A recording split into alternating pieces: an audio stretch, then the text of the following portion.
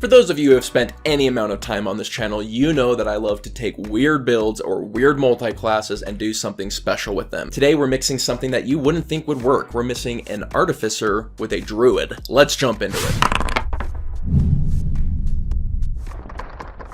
Now I want to start out with the character concept. Now the concept is we're taking Artificer and we're taking Druid and we're mixing them together. What comes out of that? Well, I'm taking inspiration from Ravnica. I think that the Simic organization really stands out to me as a mix between Druid and Artificer. We are a Druid in that we are interacting with nature, but we're an Artificer in that we're manipulating nature. So I'm actually building this character to be a frog breeder, but we breed them to do all sorts of weird things. So when I flavor a spell, like I'm going to be casting Grease, for example, that frog is going to spew out a bunch of grease. Or I might cast Firebolt. Well, I'm going to have a little red frog who spits fire, and that's how I'm going to be flavoring my spells. This Tortle just loves his frog. He has a ton of these little frogs, and they help him out, and he helps them out, and he's a Druid, but he's kind of like frog obsessed. Anyways, with that out of the way, obviously we're going to be going into the Tortle lineage. The main reason for this is that Tortles are fantastic for these weird stat inefficient builds because we can drop strength and dexterity and still be perfectly fine because our AC is taken care of without investing into either of those. And honestly, the amount of stats you get from being a Tortle is pretty crazy. It's a pretty powerful ability, maybe a little overtuned, but not for me to discuss. As for our stats, we're going to be going into Wisdom primary, Constitution secondary, and Intelligence tertiary. And we're going to be dropping the rest. As for our leveling structure, our first level is going to go into Druid, then we're going to be going into Artificer for the next 3 levels, then we're going to be taking Druid for the rest of the campaign. So let's talk about our early levels. Well, right off the bat, we're going to have 19 AC with our shield and our turtle shell, so our AC is solid, and we're going to get Wisdom save proficiency by going into Druid first. So our defenses are solid right out the gate. Not only that, we're going to be getting Entangle, which is a fantastic, probably the best first level fight winning spell. So it's really going to carry us as we set up everything else around us. Speaking of which, we're going to be going into Artificer next. Now that first level of Artificer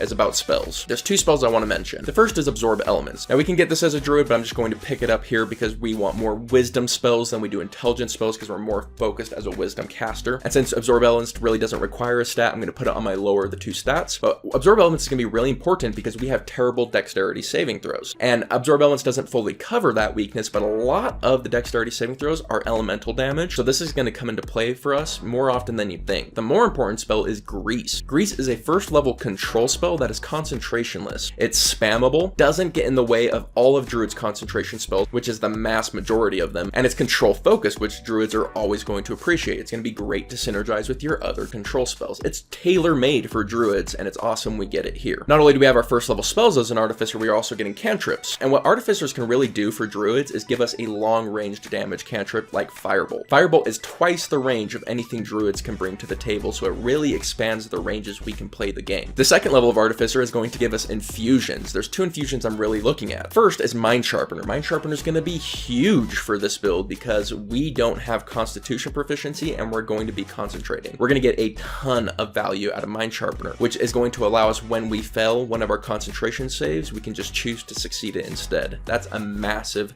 deal. As for our second, I went with Enhanced Defense to put on our shield to give us a AC of 20. Between having an AC of 20 and having Mind Sharpener, getting us to lose our concentration should prove fairly difficult. Now I want to point out here that by going into Artificer, we have taken care of Druid's 2 primary weaknesses. 1 is their terrible AC, and 2 is their damage output with their cantrips. They have a really low cantrip damage output, so they're really reliant on their fight-winning spells, and then the cantrips are just kind of gravy. But with Firebolt, our cantrips are going to be doing more. Now at level 3 Artificer, we are going to become an Artillerist. Artillerist is going to do so many cool synergies with this build, but we also get some spells by becoming an Artillerist, and the important one that stands out to me is Shield. Now we have Shield on top of 20 AC, we are going to be hard to hit, and we have Absorb Elements and Shield and Grease as our spammable first level spells along with Entangle. Our first level line is stacked. But let's talk about our cannons. I'm going to be flavoring those cannons each as a little frog who's hopping around doing certain things. Now let's start with the Protector Cannon. Protector Cannon is an insane ability. It's a first level spell, or it's free once per day, and it's going to give all your team temporary HP once per turn. You can do this outside of combat, and because you can do it over and over again, you can guarantee that eventually you're going to roll an 8 on that d8. So you basically just get the maximum temporary HP possible when you do this outside of combat. What is that maximum HP? Well, it's going to be 8 plus your intelligence modifier. At this level, I'm going to estimate that's 3, so you're going to get around 11 temporary HP per teammate for a first level spell slot. That can also go into combat with you if you just precast it before a potential combat, so it can continue giving temp HP in combat. How insane is this? Well, let's compare it to Aid. Aid is a second second level spell that can be targeted on 3 people to give 5 temporary HP, and it cannot be recast. So for a first level spell, we are getting so much more value than what a second level spell can give us. But the coolest part is we can actually combine the two and have them stack, because aid is not technically temporary HP. So we can take that 11 HP and put 5 on top of it and have 3 of our teammates with 16 temporary HP and the rest with 11. So think about it. This scales on the amount of people you have in your party. So if you have 5 people, which is a pretty average number, I'd say, you're going to have 55 temporary HP that you just added to the group for a first level spell slot. Crazy. But as good as the Protector Cannon is, Ballista and the